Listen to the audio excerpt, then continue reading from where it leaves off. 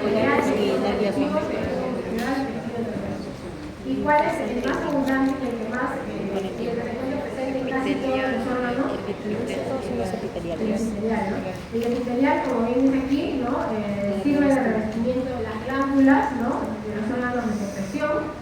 El tejido conectivo, o también llamado conjuntivo, se ubica a nivel de los cartílagos y a nivel óseo. Los musculares pueden dividirse en tejido muscular liso, estriado y cardíaco. Y esto va obviamente a estimular lo que es el proceso de la contracción muscular. Y finalmente la célula o el tejido nervioso, ¿no? Que permite la coordinación del organismo. Entonces, cuando hablamos de los tejidos epiteliales, ¿no? Vemos que rodea todas las cavidades corporales. Las células, pero forman fundamentalmente adheridas, ¿se acuerdan? Que estaban pegaditas una a otra, lo cual era lo opuesto a cuando vemos tejido conjuntivo, ¿se acuerdan? Donde las células, en vez de estar juntas, están separadas entre sí, ¿no? Esa es una diferencia. Y por lo tanto cubre el tracto digestivo, respiratorio, excretorio y reproductivo. Este tipo de epitelio va a permitir, ¿no?, la absorción de nutrientes y agua. Una vez más, recuerden que el tipo de epitelio puede ser estratificado o pseudoestratificado o plano. ¿qué quiere decir simple? Una sola capa. Está conformado por una sola capa. Cuando hablamos de estratificado, estratificado es lo mismo que poliestratificado. ¿Sí? Si ven, son sinónimos. Y el otro que vendría a ser el pseudo-estratificado, ¿no? Entonces, cuando hablamos de tipo escamoso, ¿no? Recibe el nombre de célula escamosa o también llamada célula de epitelio plano o epitelio escamoso, ¿no? Tenemos también el epitelio cilíndrico, el epitelio ciliado y el epitelio sensorial. Los más importantes son el escamoso, el cilíndrico y el ciliado, ¿no? Entonces, aquí lo vamos a ver. El epitelio de tipo plano o escamoso se caracteriza porque las células son delgadas y aplanadas, es por ello que reciben el nombre de planas. Cuando hablamos de cúbicas, son cilindros cortos que parecen cubos dorados. ¿Se acuerdan que lo dividimos de acuerdo a los tamaños? Cuando hablamos de un cubo, cuando ustedes ven un dado, todas las dimensiones son iguales, ¿cierto? Entonces, cuando hablamos de cúbico, hablamos de que la altura es del mismo tamaño que el ancho de las células. Mientras que cuando hablamos de células prismáticas o columnares, hablamos de que son columnas delgadas, ¿no? Y el ancho es más grande, ¿se acuerdan? Son más alargadas, pero entonces de mayor tamaño. Cuando hablamos de epitelio simple, ya me mencionaron, ¿no?, que se caracteriza por poseer una sola capa de células en su superficie. Estratificado o poliestratificado es cuando tiene dos o más capas. Y cuando hablamos de pseudoestratificado, ¿qué es el pseudoestratificado? Varias capas falsas. Solo tiene una capa. Nos parece que son múltiples capas, ¿no? Como si fuese estratificado, por eso es pseudoestratificado, pero en realidad es una sola capa, solo que las células de la lámina basal tienen que subir hacia la superficie, ¿no? Pero realmente se trata de un epitelio simple que parece estratificado, ¿no? Y por ello recibe el nombre de pseudoestratificado. ¿Hasta ahí alguna duda?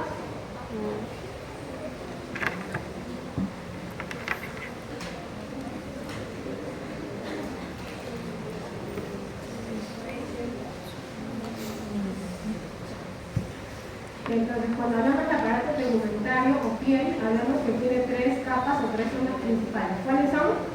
La epidermis, La más externa, dermis, hipodermis. ¿en cuál de los tres se ubica gran cantidad de folículos y de vasos sanguíneos? ¿En la Hipodermis. ¿Dónde? Dermis. La dermis. La dermis. Es grasa.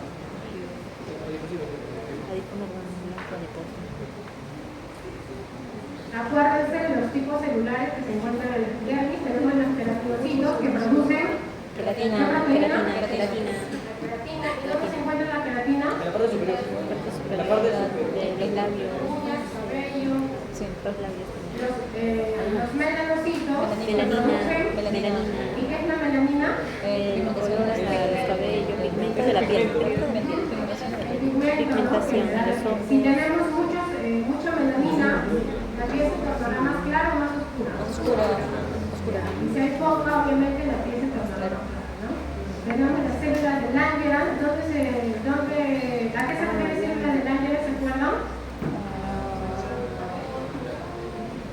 Esos no son los macrófagos de la piel. Exacto, ¿no? Son los macrófagos, ¿no? Las células presentadoras de antígenos, ¿no? A los linfocitos T, que reciben el nombre aquí de células de Langerhans. Y las células de Merkel, Ay, esas reciben, captan estímulos, creo. bueno, aquí está, me parece. Ya vamos a ver, las células llamadas queratinocitos presentan 5 estratos. ¿Cuáles son? Estrato basal. Basal, espinoso, granuloso, lúcido. Basal es el más interno y corto es el más externo. Y estas son las células más abundantes, ¿no? Que se encuentran a nivel de la epidermis, ¿no?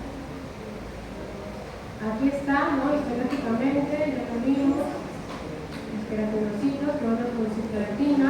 Luego tenemos a los melanocitos que se ubican en el estrato basal, es decir, en la base de la célula, en la lámina basal. Y producen la famosa melanina, que es la pigmentación que le da la piel.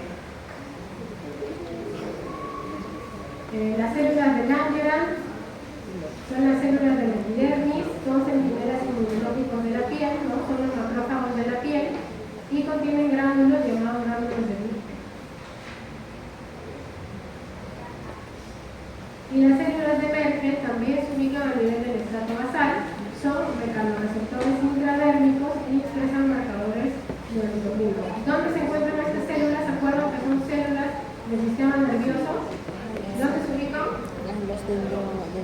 La punta de los dedos, en los nervios y la base de los músculos, ¿no? Es por ello que hay alta sensibilidad, ¿no? En esas zonas. Cuando hablamos de dermis, hablamos que tiene dos capas, una capa papilar y una capa reticular. ¿Y qué contiene la dermis?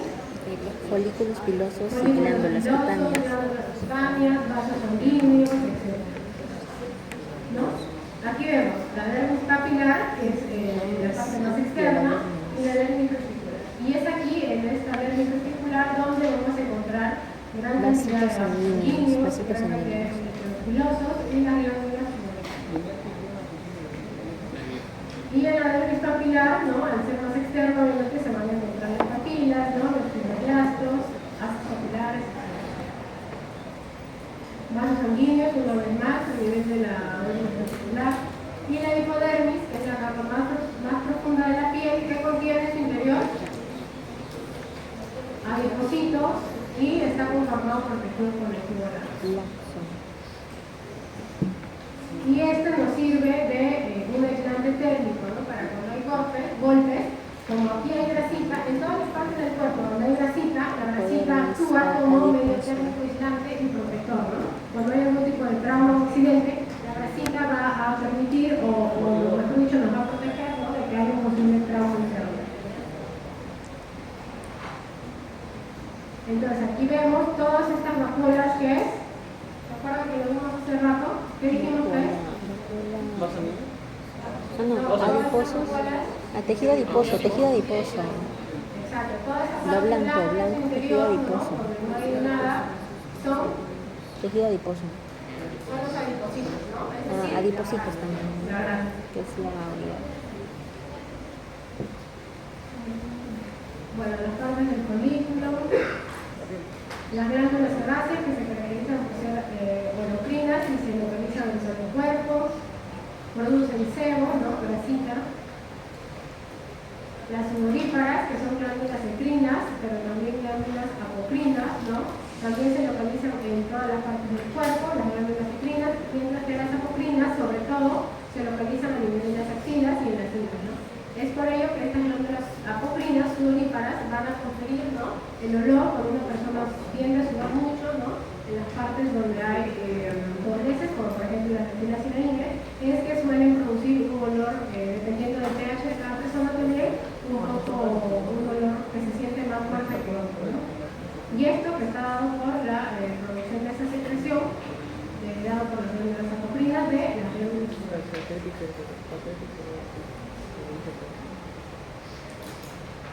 Cuando hablamos del tejido endocrino, que es más o menos lo que hemos visto hoy, así que se nos va a hacer más fácil, está constituido por células productoras de moléculas de señalización y se pueden organizar de tres formas, ¿no? La más importante que hemos visto hoy día fue la formación de órganos, ¿no? Que son las glándulas endocrinas. ¿Cuáles son las glándulas endocrinas que hemos visto hoy? Hipotálamo, hipófisis, Tiroides, glándulas suprarrenales, páncreas, Y las otras. las glándulas suprarrenales. Bien, ¿el timo también? No, pero no lo he contado. Una vez más, aquí, hipotálamo, hipófisis, tiroides, glándulas suprarrenales y el páncreas. Funciones ya lo mencionamos, ¿no? Regular el metabolismo, equilibrio del agua y electrolitos, crecimiento y desarrollo de la dentro de su composición hormonal pueden ser de tres tipos, dado por proteínas, dado por aminoácidos o dado por esteroides, ¿no? Y derivadas de depresión. Cuando hablamos de las hormonas sexuales, derivan de un esteroide conocido como Colesterol. colesterol, ¿no? Todas las hormonas sexuales van a derivar de una molécula de colesterol, ¿no? En el caso del varón, ¿cuál es la hormona sexual más abundante? testosterona. Testosterona. ¿Dónde se produce la testosterona? En los testículos. En los testículos. ¿En qué célula? En la célula Células de Leydig. de Leydig. Y en el caso del sexo femenino, ¿qué hormonas sexuales se encuentran? Leydig. ¿Cuáles? La progesterona. Vimos aquí, ¿no? Que algunas de estas hormonas requieren las proteínas, ¿no? Y otras que pasan libremente como el cortisol, ¿no? Es una que pasa libremente, ¿no? Que es la hormona del estrés. Luego también acuérdense cuáles son las diferencias, ¿no? Las células que producen las hormonas peptídicas. Recuerden que contiene abundante retículo endoplasmático rugoso, un aparato de Golgi, que es ahí donde se va a producir la secreción, los gránulos de secreción, que es donde se va a almacenar esas hormonas, y necesita o requiere proteínas transportadoras, ¿no? Para su pasaje a través de la célula. Mientras que las células productoras de hormonas esteroideas, por otro lado, se caracteriza porque tienen abundantes retículos de plasmático liso, sus mitocondrias tienen una forma esférica y con crestas tubulares hacia el interior, tienen inclusiones lipídicas, es decir, de lípidos y de colesterol, y a diferencia de las hormonas peptídicas, en el caso de las esteroideas, ¿hay gránulos o no? No hay gránulos, ¿cierto? A diferencia de las peptídicas, donde sí se almacenan los gránulos. Y si no hay gránulos y no hay donde se almacenen, ¿qué pasa con esas hormonas? Producen y las secretan y liberan, ¿no? No es como en el caso de estas hormonas que sí se depositan, ¿no? En los gránulos hasta que tengan que ser utilizadas, ¿no? Y liberadas. Entonces, las glándulas endocrinas están constituidas por células epiteloides y contienen una red de capilares fenestrados que va a permitir el pasaje de dichas hormonas. Ya hablamos también del sistema hipotálamo beneficiario, ¿no? Si hablamos de hipófisis, ¿de qué tenemos que hablar necesariamente? ¿Por qué? Porque existe un sistema que nos va a conectar. ¿A través de qué? ¿Se acuerdan que había como un muñito, un estrechez? ¿Cómo se llama? Infundíbulo. Es un infundíbulo, ¿no? Que va a conectar tanto el hipotálamo como con el hipófisis, ¿no? Este hipotálamo está constituido por neuronas llamadas Ganglio. ¿no? ¿Y qué hormonas produce el hipotálamo? Solo hay un medoso. Antibiótica. Vasopresina, también llamada Antidiurética. y la Y la y oxitocina. donde se producen en el hipotálamo. Específicamente, la oxitocina, ¿dónde se produce? La hipófisis. ¿Se acuerdan que hablamos que el hipotálamo tiene dos núcleos? Sí. La oxitocina, ¿dónde se produce? Paraventricular. Y la vasopresina en el supraórtico, ¿no? ¿Y dónde se almacena? La hipófisis. En la neurona. Neuriposis. Entonces, las hormonas que se producen a nivel del hipotálamo llegan desde el hipotálamo, ¿no? Pasan por el infundíbulo y van a llegar a la neurona, ¿no? Entonces, una vez más, aquí vemos, este debe ser el hipotálamo, este estrechez, como en forma de cuello, ¿cómo se llama? Hipófisis. El infundíbulo que va a conectar el hipotálamo con la neurocórtex, ¿no? Las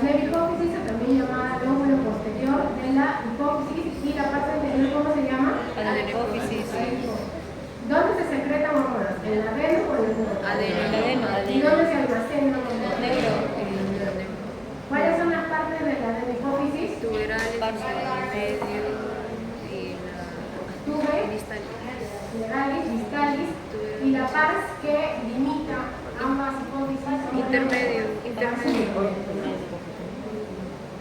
¿qué más? ¿Por qué es importante esto? Porque aquí estamos viendo la recta apical, ¿no? Esta circulación que va a permitir que estas hormonas que se producen a nivel del hipotálamo pasen a nivel de la hipófisis y estimulen esta hipófisis para que se crezcan de esa forma otras hormonas, ¿no? Entonces, en macro tiene dos partes, la hipófisis y la neurohipófisis.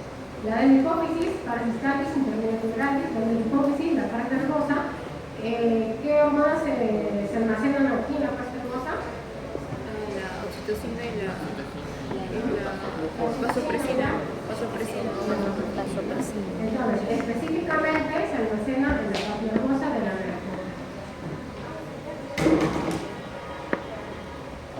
La parasistalis, ya dijimos que contiene dos tipos celulares. Las cromófilas, que tienen afinidad por De la tinción. distinciones por los colores, y las cromóforas No tiene tinción. que no se tiñen, ¿no? Sí, se Entonces, cuando hablamos de acidófilas, ¿se tiñe de qué color? rojo. ¿Por qué? Porque la coloración es ácida o básica. Y las basófilas se tiñen de azul porque la coloración es Básica. Y cuando hablamos de cromófobas, No tiene tinción. no se tiñen, ¿no? No se tiñe. Entonces, dentro de la parasistalis vamos a encontrar diversas células productoras de hormonas. Creo que aquí faltó lo anterior. ¿Se acuerdan? Aquí tenemos tres hormonas que producen la hipófisis. Y faltan dos. ¿Cuáles son las que faltan? Exacto, ¿no? La que produce la leche materna y la somatotrina, ¿no?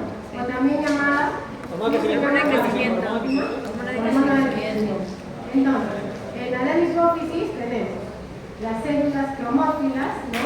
Específicamente las acidófilas, las células acidófilas son las lactótrofas y las homótrofas, ¿no? Que van a producir respectivamente la prolactina, ¿no? Que nos ayuda a la producción de la leche materna, y la somatotropina, que es una hormona de crecimiento que va a actuar a nivel del sistema óseo, ¿no? Para el crecimiento y desarrollo de la coloración de ácidos. Y cuando hablamos de las células basófilas, hablamos de estas tres, ¿no? Las gonadotrófas que secretan las gonadotrofinas. ¿Cuáles son? ¿Y dónde actúan estas hormonas? ¿En qué nivel? En los ovarios, ¿no? En el caso de las mujeres. Las tirotropas secretan hormonas tiroestimulantes. Y esta TSH se llama tiroestimulante. ¿Qué órgano va a estimular? Tiroides. ¿Para qué? Para que la tiroides produzca, ¿qué sustancia? T3 y ¿Cuál T4. es más abundante? La más abundante y la más potente y la primera. Cuando hablamos de las células corticotrófas, es porque producen hormona corticotrófa, ¿no? La ACTH. Y esta ACTH, ¿dónde actúa? También lo vimos. Si se llama córtico, ¿a qué les hace pensar? A cortisol, ¿no? Entonces, ¿qué va a estimular esta ACTH? Va a actuar sobre las glándulas suprarrenales para que produzcan ¿qué hormona? La hormona del estrés. Cortisol. ¿Y qué enfermedades o qué enfermedad me va a producir cuando tenemos un exceso de cortisol? El síndrome de Cushing. Díganme dos características del síndrome de Cushing. Allá de que hay la obesidad en el estómago. Sí. Allá los cachetes acá. Cara Sin redonda. cuello, sí. Cara sin cuello. No tienen cuello. Es luna llena, ¿no? Sí. La luna llena es obviamente bien redondita, Bien, ¿no? la cara. Completa. Entonces se caracterizan porque tienen cara de luna llena, otras obesidad simplífica, otras de obesidad ósea, Claro, y osteoporosis. sobrepeso solo en el estómago. Y cuando hablamos de un déficit de la hormona Era crisis de Adès. enfermedad de Addison, ¿no? Es un tipo de insuficiencia suprarrenal. ¿Qué más producen estas células? Melanocitos. ¿O qué más van a estimular a nivel de estimulan los Produce melanocitos. melanina. Estimulan melanocitos. Y los melanocitos que producen, dijimos, melanina. entonces también va a estimular, ¿no?, la producción de melanocitos a nivel del epidermis. Estimulan los melanocitos. Ya dijimos que contiene una red de capilares. Ahora vamos a hablar de la red de hipófisis, que está conformada por tejido nervioso y que tiene tres componentes principales, ¿no? Uno que son los linfocitos, que son células especializadas a este nivel, que se conocen como células neurogliales y que contienen inclusiones lipídicas. Lipídicas. Luego tenemos la glándula tiroides. Vamos a hablar ahora de la glándula tiroides. ¿Dónde está localizada? En la región inferior del cuello. Está compuesta por ¿cuántos lóbulos? ¿Cuáles son? ¿Cuáles son? Esfínteres. Derecho, izquierdo, ¿no? Y Derecho, además está izquierdo. rodeado por una cápsula fibrosa.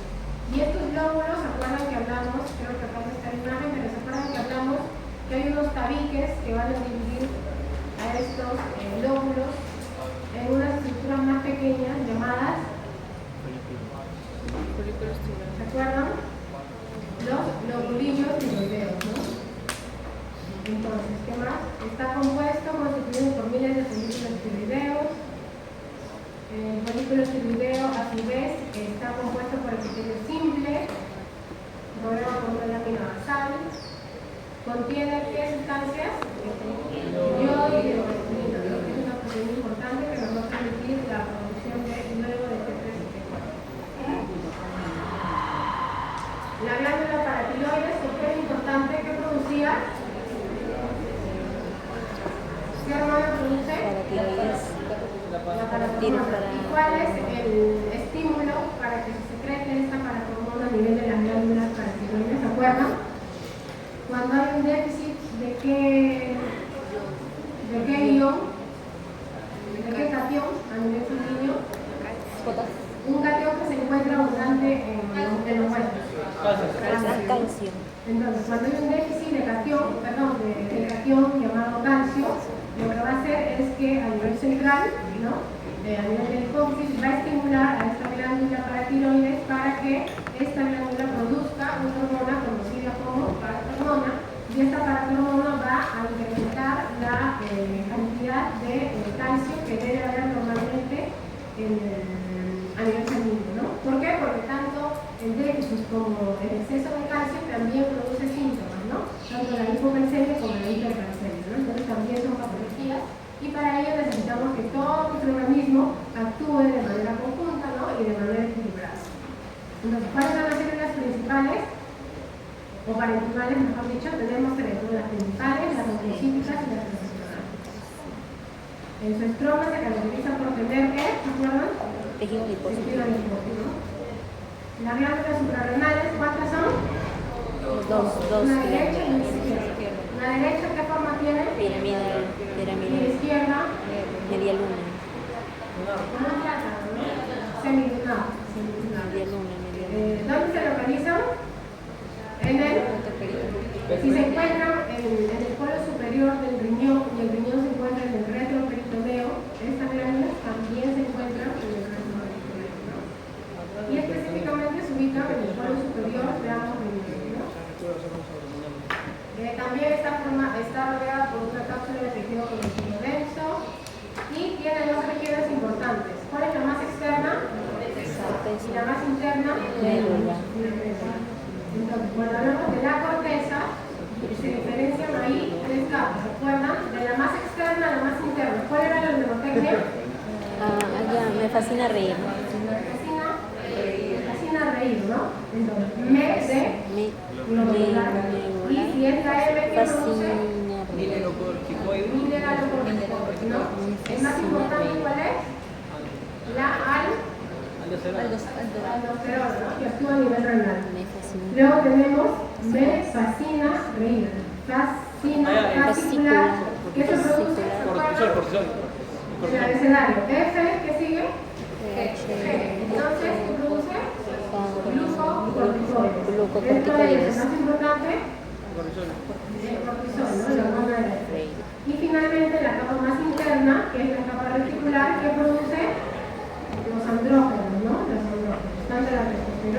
como la de clorhidrato de exceso. Entonces, una vez más, tenemos la cápsula, tenemos las tres zonas, ¿no? La más externa glomerular, fascicular y reticular. La zona glomerular, ya sabemos, células pequeñas, núcleo pequeño, se caracteriza por ser eosinofílico y tiene mitocondrias pequeñas, ¿no? Y en su interior, al estar más externo, contiene también en su interior inclusiones o bordes de lípidos, ¿no? La fascicular, que abarca el 75% de la corteza, como vemos aquí, ¿cuál es la más grande o la que abarca mayor cantidad? Fascicular, fascicular. ¿No? La fascicular, que produce glucocorticoides, ¿no? Acuérdense, esta es fascicular que sigue de la la G, entonces produce Glucocorticoides. ¿no? Específicamente, ¿cuál? Cortisol. Cortisol, ¿no? Que ya hemos hablado, ¿no? Que es la hormona del estrés. Y finalmente la zona reticular, ¿no? Que es la capa más interna y que produce también que va a producir, perdón, una pequeña cantidad de glucocorticoides. Sin embargo, lo más importante es que producen los esteroides sexuales, ¿no? Las hormonas sexuales, que derivan de qué componente, de qué sustancia derivan. Del colesterol. Acuérdense que el colesterol es un esteroide, ¿no? Entonces, es el primario y es el cual van a partir y se van a producir tanto la testosterona, los estrógenos y la progesterona. Y cuando hablamos de la médula, ¿qué produce? ¿Cuáles son las principales? Epinefrina, ¿no? Que, como vemos aquí, en su mayoría va a producir la epinefrina y en menor cantidad la norepinefrina. Sinónimo de epinefrina. Adrenalina.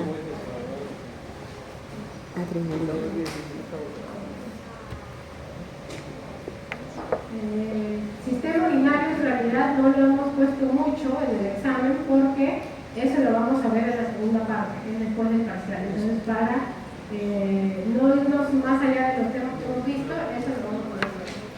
¿Hasta ahí alguna duda?